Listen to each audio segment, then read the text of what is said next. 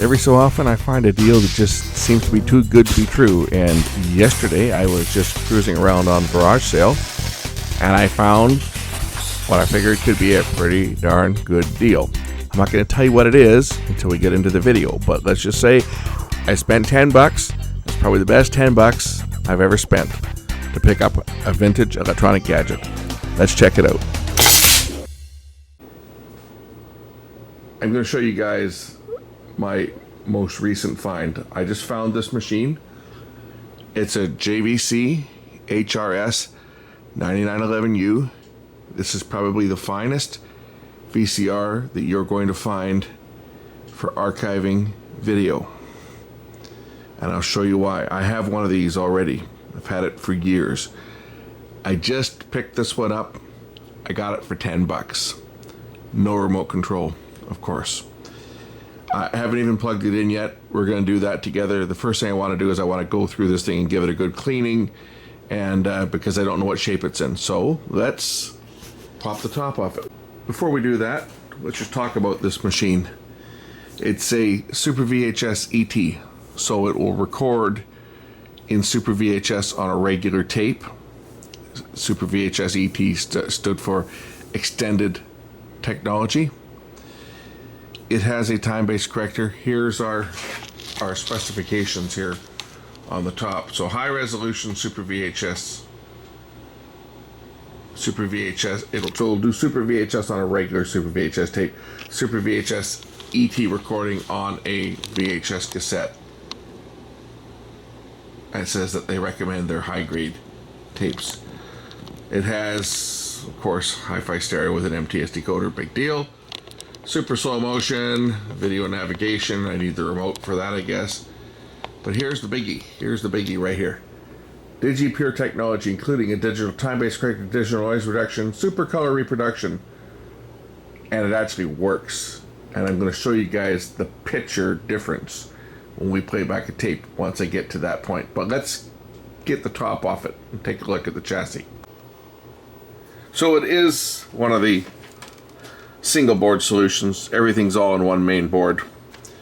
It's a metal chassis, metal guides, plastic stoppers on here, good old ribbon cables. There'll be two belts in this one. There'll be one below that transfers power from the capstan motor to the reel, but it's basically a 3-motor design. Loading motor that operates the front loading mechanism as well as the main mechanism. And yeah, there will be plastic parts on this. There's no question about that. But these machines were relatively reliable. I don't think this one's had a lot of hours on it. I don't think it's been used in a while. Look at all the dust in here. Looks like this thing's been sitting around for a while. Got dust bunnies in it. So the first thing we're going to do is we're going to go get the air compressor and blow out all the dust, and then we'll give this machine a cleaning and then plug it in and see whether it even works, because at this point I haven't tried it. Whoa, a little bit of dust in here.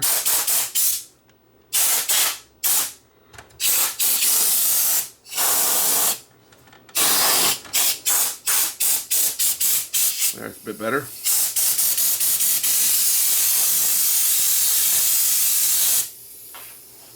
Okay, next we'll give the video heads a clean. Just a piece of paper with some isopropyl alcohol.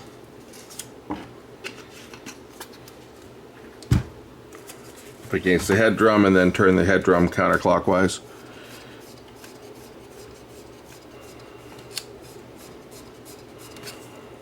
Not bad.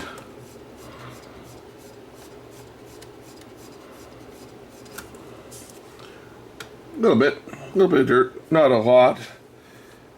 But then again, I don't think this unit has seen much service in the last dozen or so years. It looks to be in pretty good shape. I just saw this pop up on Garage Sale, which is a local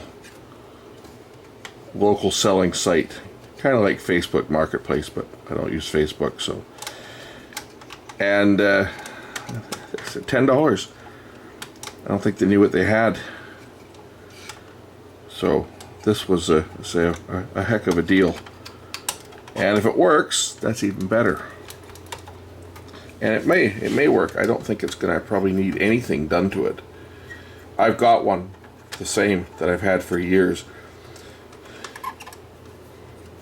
and I use it for archiving, and I've been using it for a long time, and I've never really had any issues with it. So these were, as I say, probably one of the best archiving machines.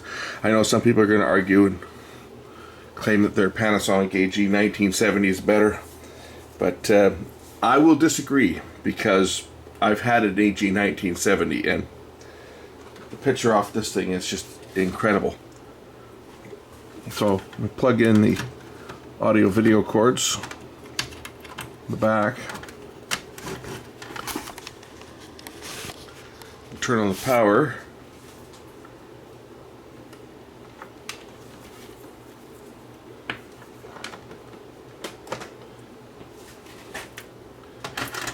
and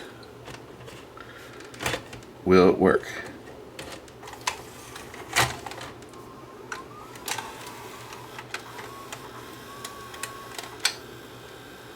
It does work, and I'll show you guys how good the time-based corrector is on this one. It's really quite good. So in this shot, the time-based corrector is off. You'll notice, look at the edge of the rock here. Now watch what happens when I turn it on. Oh, it just got clear. Off, on. Now I know you guys can see the difference in the picture. What would you want to use to play back your tapes if you're digitizing? Would you want to digitize from that source, or would you want to digitize from that source? That's the difference. This is a standard VHS tape. Let's try a Super VHS tape and see how well that performs. Okay, here's the Super VHS tape. Time-based corrector is off. Now it's on. Notice the difference? That's a rockfish, by the way. On and off. It's blurry. Okay, we're going to change shots here. Time-based corrector is on. Time-based corrector is off. You can notice in the mouth of the fish. Look at the clarity difference. Off, and the noise, and on. Look at the color noise. Off, on. Amazing. Again, if you could find one of these machines, this is not even a first generation tape. This is a copy. This is something I shot on a PVS 350, but it's a copy, and I know it's a copy because it has a hi-fi soundtrack that I put music to, and the camera itself only recorded linear mono audio. So this is a second generation Super VHS. It still looks pretty good. There's time-based corrector off again. Notice all the noise. And now it's on. Off, all that color noise, and back on. Let's try a worn out SVHS tape. I can't show this for long, it's in the EP speed, but I think it's in the EP speed, but I might be able to get away with showing some of this. This is a clip from the movie Pump Up the Volume. Time-based corrector off, time-based corrector on. Off, on. Time-based corrector off, time-based corrector on. Probably show this part. Time-based corrector off, time-based corrector on. Watch the titles. Time-based corrector is on, now it's off. And now it's back on. One last thing I'll show. This is an opening to Jean-Michel Jarre concert when he performed in Houston. Time-based corrector is off. Now it's on. Off. On. This is an EP. I forget what this was recorded off. Probably off satellite. Time-based corrector is on. As you can see, quite the difference. Just the noise, and it uses noise reduction as well. There it's off. And now it's back on. Off. On. The machine actually had very good slow motion and fairly good searching. It wasn't a noise free. It did not have the tilting head One of the machines, I forget the model, that JVC had actually had a head mounted with little plastic gears, and it would actually alter the angle so that it would eliminate the scanning lines, kind of like what Mitsubishi did with their HSU62, which used the dynamic tracking heads to alter the angle of the heads using piezo adjusters on the head. Little piezo elements would actually change the angle of the head as it was recording. JVC did it by changing the actual physical pitch of the drum, moving it. The problem with that is those were very unreliable. The little cams that actually moved the head wore out, and then the drum became sloppy, and it was problematic. They went away from that with this design. It doesn't have the clear scan that the original ones, or the original one that had that feature does. It does have fairly clear scan. Slow motion on it is good. Get into my, where's my button here to stop this thing? There we go. Show you the slow motion on this one. So it has got a clear picture, single frame, back to play, double speed, then it has multiple speeds for search in both forward and reverse.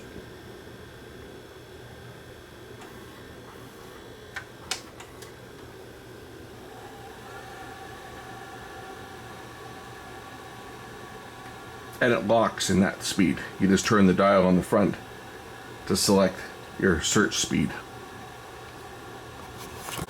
As you can see, search speed is probably about as fast as some of the rewinds on some of the machines, but if I stop it first and then go into full rewind, these machines actually really fly.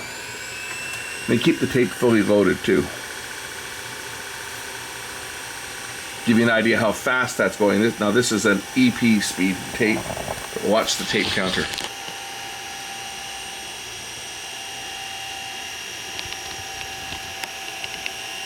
This was produced in the era where all the manufacturers were having races to see who could rewind the tapes the fastest. And it will slow down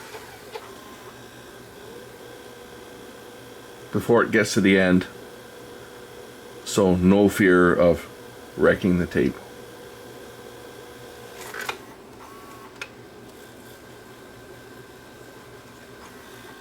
And then to eject.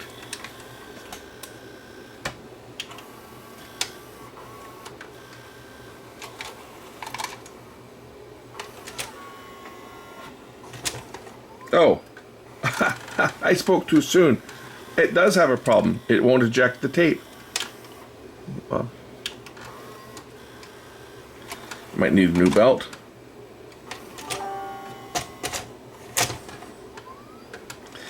May need a new loading belt. Let's just see here.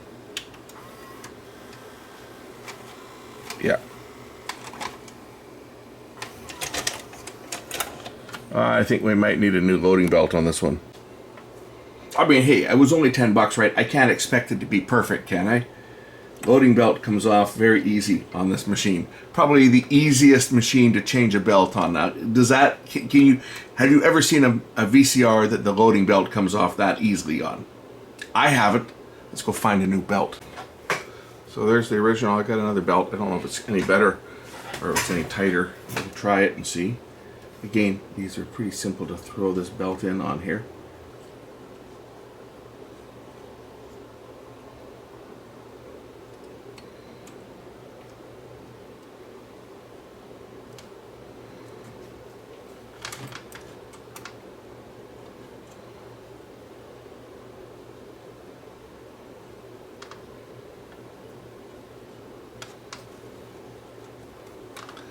Okay, we'll try that one. Okay, we'll try it again now with the new belt.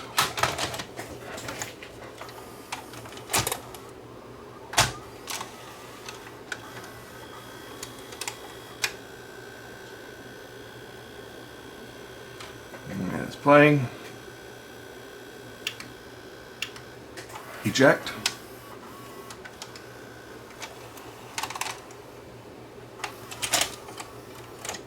There we go. It's all done. And that's it. But yeah, if you find one of these machines, these ones are a very good machine for archiving. And I don't think you'll find many machines that are of this quality and reliability.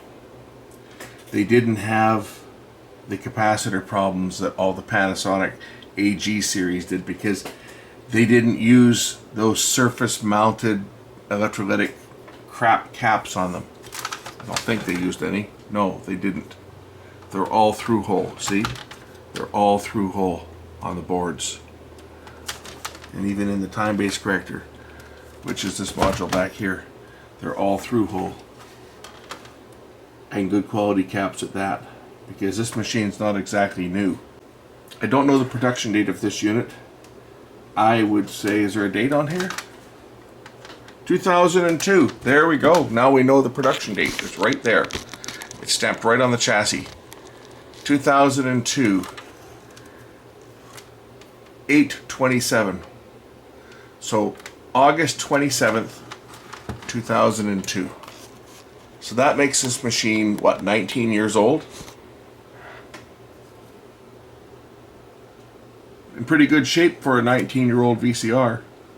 And this was probably one of the last ones that JVC made in Super VHS. I don't know when they stopped making them, but I don't think they made them much beyond that. Maybe 2005, 2006. I don't know the exact year that they went out of production, because by this time I was doing everything in digital at this point. So, but I know I've got another one of these machines that I use as one of my workhorse machines for archiving tapes, and that's what's going to happen with this one. This is now going to become a backup, because I've got two of them now that work great.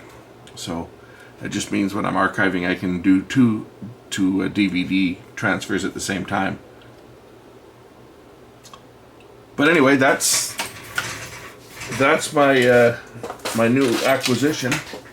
All it needed was a new belt. Thanks for watching. We'll catch you in the next one. Bye.